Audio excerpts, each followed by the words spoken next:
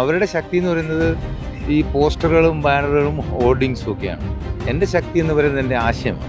ഈ സ്വതന്ത്ര സ്ഥാനാർത്ഥി എന്ന് പറയുന്നത് ഒരു കുറവല്ല. കാര്യം സ്വതന്ത്രമായി ചിന്തിക്കാൻ, ഒരു അടിമത്വം ഇല്ലാതെ ചിന്തിക്കുക എന്നുള്ളതാണ് ഞാൻ ഉദ്ദേശിക്കുന്ന യഥാർത്ഥ ലക്ഷ്യം. ഈ വികസനം എന്ന് പറയുന്നത് ദീർഘവീക്ഷണത്തിൻ്റെ ഭാഗമാണ്. അല്ലാതെ നമ്മൾ എവിടെയെങ്കിലും കുറച്ച് കോൺക്രീറ്റും കമ്പിയും കൊണ്ട് കിട്ടുന്നതിനല്ല വികസനം എന്ന് പറയുന്നത്. അതായത് ഈ ഇലക്ഷനിൽ സ്ഥാനാർത്ഥി നിർണ്ണയത്തിൽ വലിയ ഡീല് നടന്നിട്ടുണ്ട്. ഫൈനൽ ഒരു 6 തീയതി ആകുമ്പോഴത്തേക്കും ഞാൻ അതിൻ്റെ പൂർണ്ണ രൂപം പുറത്തുവിടും. കിറ്റക്സിൻ്റെ ഒരു ഉദ്യോഗസ്ഥൻ സ്ഥാനാർത്ഥിയെ പ്രഖ്യാപിക്കുന്ന അവസ്ഥയിലേക്ക് കേരളത്തിലെ NDA പോയോ? നമസ്കാരം. ഏറ്റുമാനൂർ നിയമസഭാ മണ്ഡലത്തിൽ സ്വതന്ത്ര സ്ഥാനാർത്ഥിയായി മത്സരിക്കുകയാണ് രാജ്മോഹൻ കൈമൾ. തനിക്കെതിരെ CITUവിൻ്റെ നേതൃത്വത്തിൽ നടന്ന തെറ്റായ സമരത്തിനെതിരെയും LDF സർക്കാരിൻ്റെ നയങ്ങൾക്കെതിരെയും രൂക്ഷമായി വിമർശനം നടത്തി വ്യത്യസ്തമായ സമരം നടത്തി ശ്രദ്ധേയനായ ആളാണ് വെട്ടിക്കുളങ്ങര ഉണ്ണി എന്നറിയപ്പെടുന്ന തിരുവാർപ്പ് സ്വദേശി രാജ്മോഹൻ കൈമൾ. ഇത്തവണ ഏറ്റുമാനൂർ മണ്ഡലത്തിൽ അദ്ദേഹം ശക്തമായ ഒരു മത്സരത്തിന് തന്നെ തയ്യാറായിരിക്കുകയാണ്. LDFും UDFും NDAയും വളരെ ശക്തമായി നിൽക്കുമ്പോഴാണ് താങ്കളുടെ ഈ സ്ഥാനാർത്ഥിത്വവുമായി താങ്കൾ മത്സരരംഗത്തേക്ക് ഇറങ്ങിയത്. എന്താണ് അതിനുള്ള ഒരു കാരണം? നിങ്ങൾ ശക്തമായെന്ന് പറയുന്നത് ശരിയാണ്. അവരുടെ ശക്തി എന്ന് പറയുന്നത് ഈ പോസ്റ്ററുകളും ബാനറുകളും ഹോർഡിങ്സും ഒക്കെയാണ്. എൻ്റെ ശക്തി എന്ന് പറയുന്നത് എൻ്റെ ആശയമാണ്. അതായത് ഐഡിയോളജിയിൽ ഊന്നിയാണ്, നിലപാടുകളിൽ ഊന്നിയാണ് ഞാൻ മത്സരിക്കുന്നത്. ഈ സ്വതന്ത്ര സ്ഥാനാർത്ഥി എന്ന് പറയുന്നത് ഒരു കുറവല്ല. കാര്യം സ്വതന്ത്രമായി ചിന്തിക്കാൻ, ഒരു അടിമത്വം ഇല്ലാതെ ചിന്തിക്കുക എന്നുള്ളതാണ് ഞാൻ ഉദ്ദേശിക്കുന്ന യഥാർത്ഥ ലക്ഷ്യം.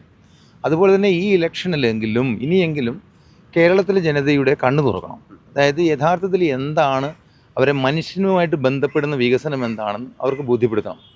ഇപ്പോൾ നടക്കുന്നതെന്ന് വെച്ചാൽ വികസനം എന്ന് പറയുന്നത് കോൺക്രീറ്റിൻ്റെയും സ്റ്റീലിൻ്റെയും കമ്പിയുടെയും കോൺക്രീറ്റിൻ്റെയൊക്കെ കണക്ക്, ആ കണക്കിൽ എത്ര പൈസ മുടക്കി എന്നുള്ളതാണ് ഇപ്പോൾ വികസനമായിട്ട് കാണുന്നത്. അതല്ല യഥാർത്ഥ വികസനം എന്ന് പറയുന്നത്. യഥാർത്ഥ വികസനം എന്ന് പറയുന്നത് ഓരോ വിഭാഗത്തിലും, ഉദാഹരണം പറഞ്ഞാൽ ഓട്ടോറിക്ഷ തൊഴിലാളികൾ അവർ നേരിടുന്ന ക്ഷേമനിധി പ്രശ്നം, 30 രൂപ മിനിമം ചാർജ് വെച്ച് അവർക്ക് അവരുടെ കുട്ടികളെ പഠിപ്പിക്കാൻ പറ്റുമോ? അവരെ എഞ്ചിനീയറാക്കാനോ ഡോക്ടറാക്കാനോ സ്വപ്നം കാണാൻ പറ്റുമോ? IPS IAS ആക്കാൻ പറ്റുമോ? അപ്പോൾ അതിന് ഈ സാധാരണക്കാരായ ഓട്ടോറിക്ഷ തൊഴിലാളികളുടെ ആ വിഷയത്തെ അഡ്രസ്സ് ചെയ്യാതെ എന്ത് വികസനം? ഇതുപോലെ തന്നെ നഴ്സുമാർ, നമുക്കറിയാം പ്രൈവറ്റ് മേഖലയിൽ ജോലി ചെയ്യുന്ന നഴ്സുമാർ അവർ ഒരുപാട് കഴിവും കരുത്തും ഒക്കെ ഉള്ളവരാണ്. മാറാരോഗങ്ങളും ഒരുപാട് അസുഖങ്ങളുടെ ആയി വരുത്തുന്നവരുടെ മൂത്രവും കഫവും ഒക്കെ എടുക്കുന്ന അത്രയും, അതായത് അത്രയും എഫേർട്ടുള്ളൊരു ജോലി ചെയ്യുന്ന ആ നഴ്സുമാരുടെ ശമ്പളത്തിന് വേണ്ടി അവർ ദീർഘകാലമായി സമരം ചെയ്യുമ്പോൾ നമ്മുടെ രാഷ്ട്രീയ നേതൃത്വം ഈ ഹോസ്പിറ്റൽ കോർപ്പറേറ്റ് മാനേജ്മെൻറ്റുമായി ഒത്തുതീർപ്പ് അല്ലെങ്കിൽ സമരസപ്പെട്ടുകൊണ്ട് ഈ നഴ്സുമാരുടെ ആവശ്യങ്ങളെ തൃണവൽക്കരിക്കുകയാണ് ചെയ്യുന്നത്. അപ്പോൾ ആ മേഖലയിൽ എവിടെയാണ് നമ്മൾ വികസനം എന്ന് പറയുന്നത്? വികസനമില്ല. കാര്യം അവർ കരഞ്ഞുകൊണ്ടിരിക്കുന്ന ഒരു വ്യക്തി വികസനം ഉണ്ടെങ്കിൽ കരയത്തില്ലല്ലോ. അതുപോലെ തന്നെ നെൽകർഷകർ എടുത്തോളൂ. താര എന്ന് പറയുന്നൊരു വലിയ വിപത്തുണ്ട്. ആ താര എന്ന് പറയുന്ന വിപത്തെന്ന് പറഞ്ഞാൽ മില്ലുകാരും രാഷ്ട്രീയ നേതാക്കന്മാരും തമ്മിലുള്ള രഹസ്യ ബാന്ധവത്തിൻ്റെ ഭാഗമായി പാവപ്പെട്ട കർഷകനെ കൊണ്ട് 10-12 കിലോ താര, അതായത് തൂക്കം അവരിൽ നിന്നും ഇളവ് ചെയ്തെടുക്കുകയാണ്. അങ്ങനെ ചെയ്യുമ്പോൾ എന്താണെന്ന് വെച്ചാൽ നമ്മുടെ ഈ പടിഞ്ഞാറൻ മേഖലയിൽ നമ്മൾ D1 നെല്ലാണ് വിതയ്ക്കുന്നത്. ഈ D1 എന്ന് പറയുന്നത് വിതയ്ക്കാൻ കാരണം അതിന് തൂക്കം കൂടുതൽ കിട്ടുമെന്ന് വിചാരിച്ചാൽ. അപ്പോൾ ആ D1 വിതപ്പിച്ചിട്ട് അതിൽ നിന്ന് 12 കിലോ കുറയ്ക്കാനാണെങ്കിൽ പിന്നെ 12-85 വിതച്ചാൽ പോരായിരുന്നു. നല്ല അരി ഇവിടെ തന്നെ നമുക്ക് ഭക്ഷണം കഴിക്കാമായിരുന്നു. അപ്പോൾ സമൂഹത്തെ ബാധിക്കുന്ന വികസനം, നമ്മളിപ്പം ഇവിടുന്ന് പോകുന്ന നെല്ല് അത് അരിയായി 3rd ക്വാളിറ്റി 4th ക്വാളിറ്റി ആയിട്ട് ഇവിടെ വന്നിട്ട് ആ ചപ്പാണ് നമ്മൾ കഴിക്കുന്നത്. അതിന് പകരം ഇവിടെ 12-85 വിളക്ക്, അങ്ങനെയുള്ളൊരു ദീർഘവീക്ഷണമില്ലാത്ത ഈ വികസനം എന്ന് പറയുന്നത് ദീർഘവീക്ഷണത്തിൻ്റെ ഭാഗമാണ്. അല്ലാതെ നമ്മൾ എവിടെയെങ്കിലും കുറച്ച് കോൺക്രീറ്റും കമ്പിയും കൊണ്ട് കിട്ടുന്നതിനല്ല വികസനം എന്ന് പറയുന്നത്. അപ്പം നമ്മൾ അതുപോലെ തന്നെ ഓരോ സെക്ഷൻ നമ്മൾ എടുത്തു കഴിഞ്ഞാൽ, ഓരോ വിഭാഗത്തെ എടുത്ത് നമ്മൾ പഠിക്കുകയാണെങ്കിൽ ഉൾനാടൻ പ്രദേശങ്ങൾ, ഗ്രാമീണ പ്രദേശങ്ങളിൽ ഇപ്പം കരിമഠം എന്ന് പറയുന്ന അയ്മനത്തെ പ്രദേശമുണ്ട്. ആ കരിമഠം പ്രദേശത്തിൽ ഇപ്പോഴും ചതുപ്പിൽ കൂടെ നടന്നു പോകുന്ന രീതിയിലാണ് ജനങ്ങൾ ആയിരിക്കും. പടിഞ്ഞാറൻ മേഖല എല്ലായിടത്തും ഏകദേശം അവസ്ഥ ഇതാണ്. ഇറമ്പം എന്ന് പറയുന്നൊരു പ്രദേശത്ത് റോഡ് പോലും ഇല്ല, ഒന്ന് നടന്നു പോകാനുള്ള റോഡ് പോലും ഇല്ല. അപ്പം ഇങ്ങനെയുള്ള ഒരു സമൂഹം ഈ ഏറ്റുമാനൂർ നിയോജക മണ്ഡലത്തിലുള്ളപ്പോൾ ഏറ്റുമാനൂർ നിങ്ങൾ 4000 കോടി ഒരു വികസനം കൊണ്ടുവന്നു എന്ന് പറയുന്നതിന് യാതൊരു മാനുഷിക മൂല്യവുമില്ല. മനുഷ്യനുമായിട്ട് ബന്ധപ്പെട്ടതല്ല വികസനങ്ങളൊന്നും തന്നെ.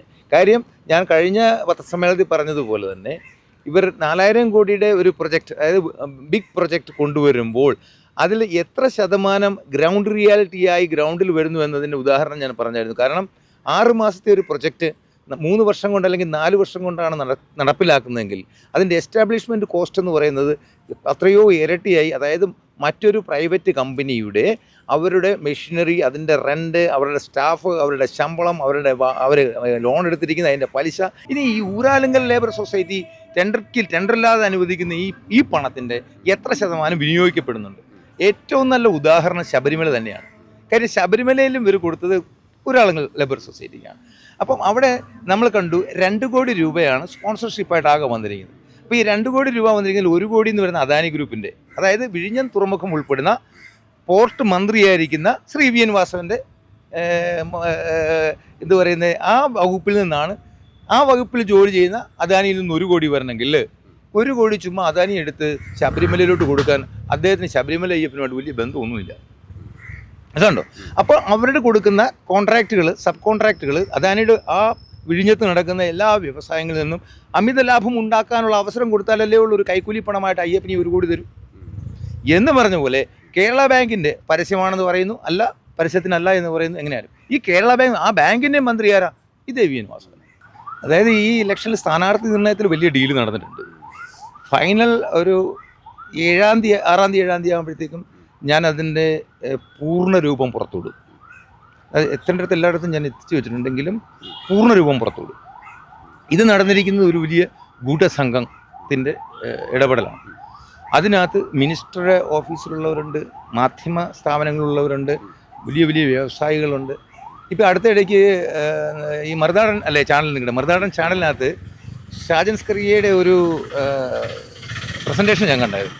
അപ്പോൾ അതിനകത്ത് കരിമണൽ കർത്തായിൽ നിന്നും പണം വാങ്ങിയവരുടെ ലിസ്റ്റ് കണ്ട് നമ്മൾ ഞെട്ടിപ്പോയി. ഇനി ഏത് പാർട്ടിയിൽ നിന്നാണ് അപ്പോൾ പിന്നെ ഈ കൊള്ളക്കാരുടെയും തട്ടിപ്പുകാരുടെയും ഇടയിലാണ് നമ്മൾ ജീവിക്കുന്നത്, ഏത് പാർട്ടി എടുത്താലും എന്നുള്ളതിൻ്റെ തെളിവാണ്. അപ്പം ഈ കരിമണൽ കർത്തായിൽ നിന്നും കൈക്കൂലിയായി പണം വാങ്ങിയവരിൽ പലരുടെയും പേരുകൾ കണ്ടപ്പോൾ അത് ഈ അസംബ്ലി ഇലക്ഷനിലെ ഡീൽ ചെയ്ത ആൾക്കാരുടെ പേര് അതിനകത്ത് ഞാൻ വായിക്കേണ്ടായി. NDAയുടെ സ്ഥാനാർത്ഥി ഒരു വനിതയാണ്, ഒരു ചെറുപ്പക്കാരി കൂടിയാണല്ലേ? അതെ, ഇന്ത്യയുടെ സ്ഥാനാർത്ഥി എന്ന് പറഞ്ഞു കഴിഞ്ഞാൽ 5 മിനിറ്റ് ഗ്യാപ്പിൽ ആ കുട്ടിയെ സ്ഥാനാർത്ഥിയായിട്ട് പ്രഖ്യാപിക്കും. കാര്യം അതിന് 5 മിനിറ്റ് മുമ്പാണ് ഞാൻ അവിടെ എത്തുന്നതും എന്നോട് വോട്ടർ ഐ ഡി കാർഡ് എടുത്തുകൊണ്ട് എത്താനും സ്ഥാനാർത്ഥിയാക്കാനാണെന്നൊക്കെ പറഞ്ഞില്ല. ഈ 5 മിനിറ്റിനുള്ളിലാണ് ഈ കുട്ടി NDA ആകുന്നത്. അതുവരെ ഈ കുട്ടി ഒരു പാർട്ടിയിലും ഇല്ല, BJPയിലല്ല, ഒരു പാർട്ടിയിലും പ്രവർത്തിച്ചിട്ടില്ല. 5 മിനിറ്റ് കൊണ്ട് NDA ആയതാണ്. അപ്പോൾ ഈ 5 മിനിറ്റ് കൊണ്ട് NDA ആയ ആ കുട്ടി വ്യക്തിപരമായിട്ട് ഞാൻ ആരെക്കുറിച്ചും എൻ്റെ ഒരു ശൈലിയല്ല, വ്യക്തിപരമായിട്ട് ആരെയും ആക്ഷേപിക്കണമെന്ന് ഞാൻ തയ്യാറല്ല. പക്ഷേ അതൊരു കൊച്ചു കുട്ടിയാണ്. ആ കുട്ടി ഒരു കോളേജ് ഇലക്ഷൻ്റെ സീരിയസ്നെസ്സേ ഈ NDA നേതൃത്വം ഈ ഇലക്ഷന് കൊടുത്തിട്ടുള്ളൂ എന്ന് എനിക്ക് ബോധ്യപ്പെട്ടതും കൂടി കൊണ്ടാണ് ഞാൻ സ്വതന്ത്രമായിട്ട് മത്സരിക്കാൻ തീരുമാനിച്ചത്. കാര്യം ഈ സ്ഥാനാർത്ഥികൾ നമ്മൾ എടുത്തു നോക്കുമ്പോൾ, അതായത് പ്രത്യേകിച്ച് 2020 സ്ഥാനാർത്ഥികൾ എടുത്തു നോക്കുമ്പോൾ ആ 19-20 സീറ്റുകളെന്ന് പറയുന്നത് ഒരു കോളേജ് ഇലക്ഷൻ്റെ പ്രാധാന്യം കൊടുത്തിട്ടുള്ളൂ. തന്നെയല്ല, നിയമനിർമ്മാണ സഭയിൽ ഈ കേരളത്തിലെ ഓരോ സാധാരണക്കാരനെയും ബാധിക്കുന്ന വിഷയങ്ങളിൽ ആത്മാർപ്പണത്തോടുകൂടി പ്രവർത്തിക്കേണ്ട ഒരു MLA എന്ന് പറയുമ്പം അല്പം പക്വതയൊക്കെ വേണം, അല്പം നോളജ് വേണം. അങ്ങനെ ഒന്നുമില്ലാതെ, ലോകപരിചയമില്ല, ദീർഘവീക്ഷണമില്ല, ഒന്നുമില്ല, ഒരു കൊച്ചുകുട്ടിയെ പിടിച്ചു നിർത്തിയപ്പോൾ അത് സത്യത്തിൽ NDA എന്ന് പറയുന്നത് BJP എന്ന പാർട്ടിക്ക് കിട്ടിയ ഒരു വലിയ കരണത്തടിയാണ്. കാരണം കോട്ടയം ജില്ലയിലെ ഏതെങ്കിലും NDAയുടെ മീറ്റിങ്ങിലോ അല്ലെങ്കിൽ മണ്ഡലത്തിലെ ഏതെങ്കിലും മീറ്റിങ്ങിലോ അവർ ഈ പറയുന്ന സ്ഥാനാർത്ഥിയെ അവതരിപ്പിക്കുകയോ അല്ലെങ്കിൽ ഏതെങ്കിലും ഒരു സ്ഥാനം, അങ്ങനെയൊന്നുമില്ല. ഇതിപ്പം 2020 എന്ന് പറയുന്ന സ്ഥാനത്തിൻ്റെ അല്ല, കിറ്റക്സിൻ്റെ ഒരു ഉദ്യോഗസ്ഥൻ സ്ഥാനാർത്ഥിയെ പ്രഖ്യാപിക്കുന്ന അവസ്ഥയിലേക്ക് കേരളത്തിലെ NDA പോയോ? പ്രതിഷേധമുണ്ട്. നമുക്ക് ചിന്തിക്കാൻ പറ്റില്ല. ജനാധിപത്യത്തിൻ്റെ പൂർണ്ണമായ സൗന്ദര്യം നശിപ്പിച്ചു കളഞ്ഞു ഇപ്രാവശ്യത്തെ ഈ സീറ്റ് അലോക്കേഷനും സ്ഥാനാർത്ഥി നിർണ്ണയവും. ഏതെങ്കിലും മുന്നണിയിൽ അവസരം ലഭിച്ചു കഴിഞ്ഞാൽ താങ്കൾ സ്വീകരിക്കുമായിരുന്നു?